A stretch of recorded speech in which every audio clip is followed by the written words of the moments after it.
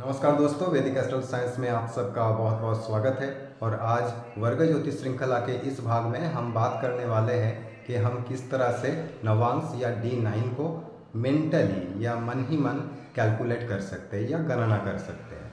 तो मान लीजिए कि आपको आपके जन्म कुंडली के लगन का या कोई भी ग्रह उपग्रह या कोई भी रेफरेंस पॉइंट का जो नवांश का पोजीशन है वो पता करना है, तो आप क्या करेंगे।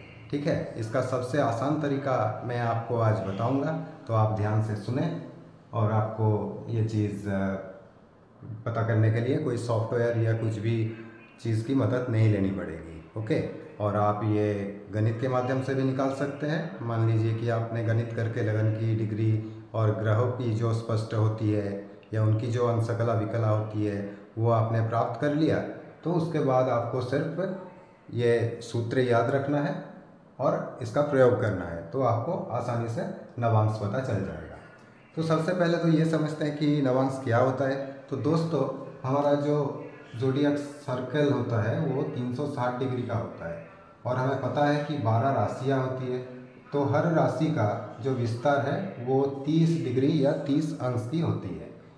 अब नवांश में हम क्या करते हैं, नवांश यानी 9 अंश। ठीक है, किसका अंश? राशि का अंश। तो हर एक राशि को हम यहाँ पे 9 बराबर हिस्सों में बांट देते हैं या भाग दे देते हैं, 30 डिवाइडेड बाई 9। ठीक है, तो ये हमें प्राप्त होता है 3 1/3 डिग्री। इसको हम और सिंप्लीफाई कर सकते हैं, 3 डिग्री और 1/3 डिग्री यानी कि 1 डिग्री या 1 अंश 60 मिनट या 60 कला के बराबर होती है। तो इसको हम 60 से गुना अगर कर देते हैं तो हमें 20 मिनट या कला प्राप्त होता है। तो हर एक नवांश का जो विस्तार है वो हो गया 3 अंश 20 कला या 3 डिग्री 20 मिनट। ठीक है, तो यहाँ पे ये जो डायग्राम है ये दिखाता है कि एक राशि और इसको 9 बराबर हिस्सों में बांटा गया है और ये हर एक भाग का जो विस्तार है यही है 3 डिग्री 20 मिनट। फिर यहाँ 3 20 से 6 40, 6 40 से 10, ऐसे ऐसे आगे बढ़ता है। ठीक है, और मैं यहाँ पे आपके सुविधा के लिए इसको लिख देता हूँ। ये 9 नवांश है हर राशि का।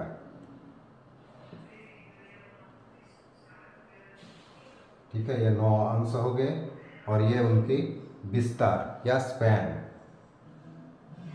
0 डिग्री से 3 डिग्री 20 मिनट तक, ये पहला नवांश। 3 20 से 6 40 तक दूसरा, 6 40 से 10 तीसरा, 10 डिग्री से 13 20 ये चौथा नवांश,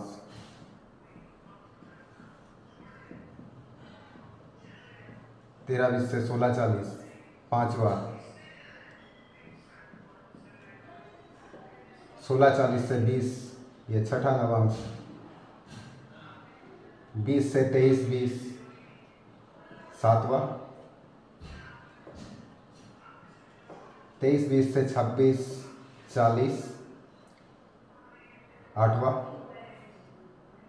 और 26 डिग्री 40 मिनट से 30 डिग्री या 30 अंश, ये नवा नवांश।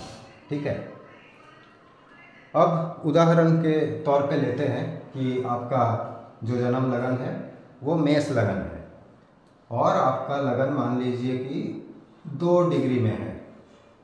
ये आपने गणित से प्राप्त किया या फिर आपने सॉफ्टवेयर ये ऐप की मदद से प्राप्त किया, एक ही बात है। और मैं यहाँ पे सिर्फ लगन के हिसाब से प्रक्रिया बताऊंगा और आप इसका प्रयोग बाकी ग्रह उपग्रह के लिए भी कर सकते हैं। ठीक है, तो मेष राशि के 2 डिग्री में लगन है, ये कौन से नवांश में आएगा? तो पहली तो बात यह है कि आपको अंश या डिग्री पता होना चाहिए। ठीक है, दूसरी चीज़, जिस किसी भी राशि में ये लगन है या कोई भी ग्रह है जिसका नवांश निकालना है, वो किस तत्व के राशि में गया है वो देखना है। तत्व या एलिमेंट जिसको कहते हैं इंग्लिश में।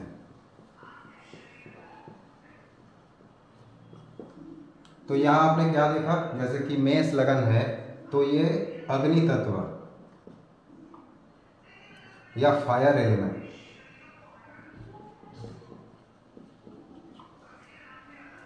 ठीक है। तो हमें क्या करना है, हमें यह पता चल गया कि जो राशि है वो अग्नि तत्व या फायर एलिमेंट की राशि है। अब हमें उसी तत्व की चर राशि को लेना है, ठीक है। जहाँ से गिनती शुरू होगी, नवांशा की गिनती जहाँ से शुरू होगी, उसके लिए हमें उसी तत्व की चर राशि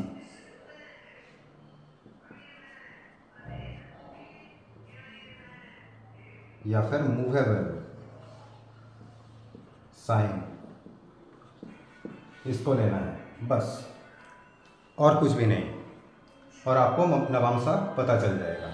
तो यहाँ पे क्या होगा, फायर एलिमेंट की मूवेबल साइन या अग्नि तत्व की चर राशि जो राशि होती है वहाँ से नवांश की गिनती शुरू होगी। यानी कि अग्नि तत्व की चर राशि होती है मेष राशि, तो मेष राशि से गिनती शुरू होगी, ठीक है। किसी भी राशि का जो पहला नवांश होती है वो उसी तत्व की चर राशि से शुरू होती है। तो यहाँ पे मेष से गिनना शुरू होगा। अब हमें यह देखना है कि ये जो 2 डिग्री है वो मेष राशि के जो 9 नवांश होते हैं उनमें से कौन से भाग में, कौन से नवांश में पड़ता है, पहला, दूसरा, तीसरा, ऐसे करके। तो हमें यहाँ पे दिख रहा है कि 2 डिग्री जो है वो पहले नवांश में आता है, क्योंकि पहले नवांश का विस्तार है 0 से 3 डिग्री 20 मिनट तक, ठीक है। तो हमें वहीं पे रुक जाना है और आगे नहीं बढ़ना है। आपका जो लगन है आपको पता चल गया कि मेष नवांश में है, ठीक है। अब इसकी हम डिग्री बदल देते हैं और इसको 12 डिग्री कर देते हैं।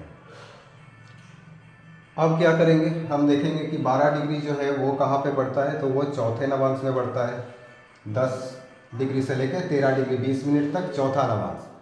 तो यहाँ से हम गिनती शुरू करेंगे जैसे हमने किया था मेष राशि से या मेष नवांश से, और 4 नवांश तक ही आगे बढ़ेंगे, 1 2 3 4। तो आपका अगर मेष लगन है और 12 डिग्री है लगन का, तो आपका नवांश होगा कर्क, ठीक है। या कोई भी ग्रह उपग्रह अगर मेष राशि के 12 डिग्री में होती है तो वो कर्क नवांश में जाएगा। अब ये जो बात है ये अग्नि तत्व की सारे राशियों के लिए एप्लीकेबल होगी। मतलब इसको जो यहाँ से त्रिकोण में पड़ेगा, 5वां राशि सिंह और 9वां राशि यानी धनु, तो ये इसलिए होता है कि ये भी अग्नि तत्व की राशि है। अब तो काउंटिंग या गिनती जो है वो मेष से ही शुरू करेंगे, ठीक है। तो बाकी जो सारे नवांश की जो राशि है वो जो ज़ोडिएक का नेचुरल ऑर्डर होता है या जो नैसर्गिक क्रम जो होता है उनका राशियों का, उस क्रम में होगा, या फिर जो संख्या होती है संख्याओं के क्रम में हम आगे बढ़ जाएंगे, 1 2 3 4 ऐसे करके, ठीक है। तो ये हो गया अग्नि तत्व की राशि। अब हम बात करेंगे पृथ्वी तत्व या अर्थ एलिमेंट की राशियों के। तो अब हमने लगन लिया है वृषभ, ओके, नंबर 2। तो ये पृथ्वी तत्व की राशि है। तो हम यहाँ पे सेम प्रोसीजर फॉलो करेंगे। 12 डिग्री की लगन है तो हमें आंसर पता हो गया। तत्व क्या है, पृथ्वी तत्व या अर्थ एलिमेंट। अब उसी तत्व की जो चर राशि है वहाँ से हम गिनती शुरू करेंगे, ठीक है। तो इसमें हम इसको बदल देंगे, पृथ्वी, अर्थ। तो मूवेबल अर्थ साइन कौन सा है, या पृथ्वी तत्व की चर राशि कौन सा होता है, तो वो मकर राशि होता है। ठीक है, नंबर 10। तो मकर राशि से गिनती शुरू होगी, फिर हम जो राशियों का क्रम है उस हिसाब से आगे बढ़ जाएंगे और कन्या राशि में जाके ये नवांश खत्म होगी।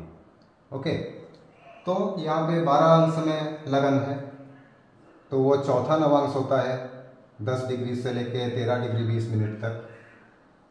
तो हमें क्या करना है, मकर राशि से गिनती शुरू करनी है और 4 राशि तक आगे बढ़ जाना है या 4 नवांश आगे बढ़ जाना है।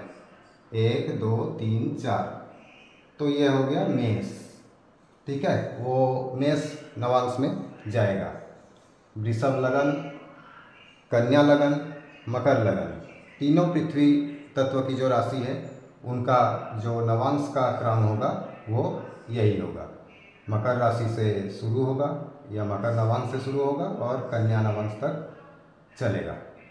ठीक है, तो दोस्तों अब बात करते हैं वायु तत्व की राशियों की। तो हमने लगन लिया है मिथुन लगन नंबर 3 और लगन की डिग्री मान लीजिए 21 डिग्री है। ठीक है, तो सबसे पहली बात है 21 डिग्री हमें देखना है, ये यहाँ पे आता है 7वां नवांश 20 डिग्री से लेकर 23-20 तक, तो इसके बीच में पड़ता है 21 डिग्री, तो ये 7वां नवांश होता है। अब इसके तत्व देखेंगे तो ये एयर एलिमेंट या वायु तत्व की राशि है। अब हमें वायु तत्व की ही चर राशि देखना है। कौन सा होता है, वायु तत्व की चर राशि होती है तुला। तो नंबर 7 से नवांश की जो काउंटिंग है वो हम शुरू करेंगे और संख्याओं के क्रम से आगे बढ़ जाएंगे।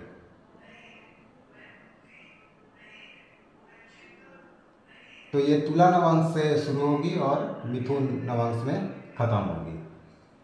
तो जैसे कि ये 7वां नवांश है तो हमें तुला से गिनना शुरू करना है और 1 2 3 4 5 6 7 यहाँ पे आके रुक जाना है, तो ये आएगा मेष नवांश।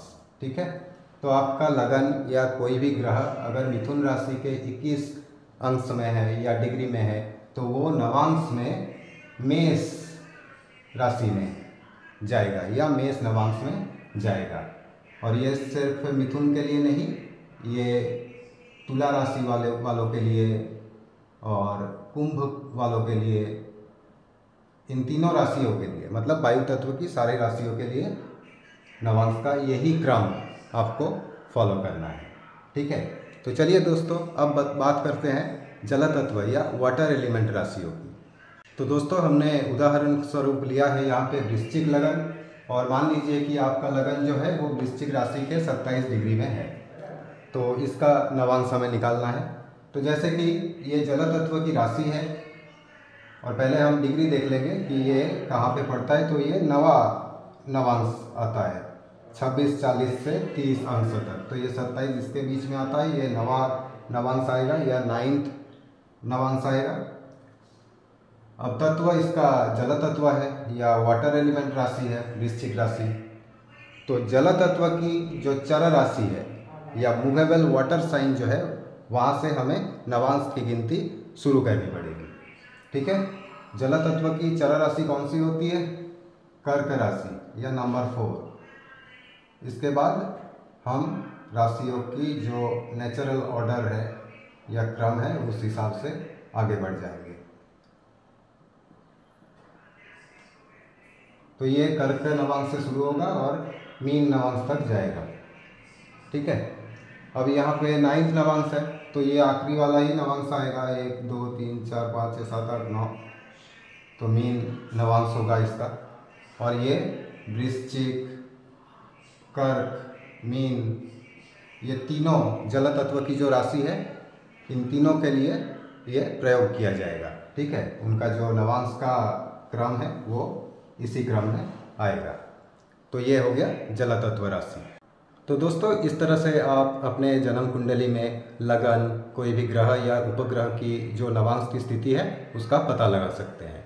और इसके लिए आपको कोई सॉफ्टवेयर या ऐप की मदद लेना नहीं पड़ता है। आप अपने दिमाग में या मन ही मन इनको गणना कर सकते हैं। ठीक है, आपको सिर्फ ये 3 बातों का ध्यान रखना है कि उसका अंश या डिग्री, तत्व या एलिमेंट और उसी तत्व की चर राशि कौन सी है। तो वहाँ से गिनती करके जैसा मैंने बताया आपको वो प्रोसेस फॉलो करना है और आपको अंततः नवांश मिल जाता है। तो आज के वीडियो में बस इतना ही।